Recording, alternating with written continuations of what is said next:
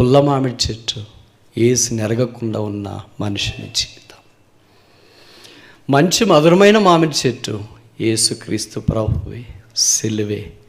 ఈ సిలువ, ఈ పొల్ల పాపపు యొక్క మానవం దగ్గరికి అంతు కట్టుబడిన దాన్ని బట్టి ఇప్పుడేమొచ్చింది? కాగా ఎవడైనా క్రీస్తునందున్నాడలా వాడు నూతన సృష్టి. జీవితం మారుస్తా. కింద ఎన్ని పాదలు తీసినా, ఎన్ని నీళ్ళు వేసినా, ఎంత ఎరువు వేసినా అదంతా ధర్మశాస్త్రం, అదంతా భక్తి. అది స్వభావాన్ని మార్చలేదు. కొమ్మలు బాగుపడాలంటే ఇంకొక కొమ్మ అంత కష్టపడాలి.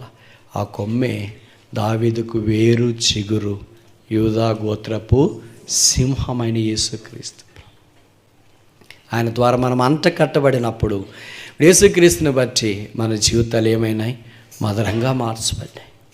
చేదైన నీరు, మారాలాంటి నీరు మధురంగా మార్చబడింది.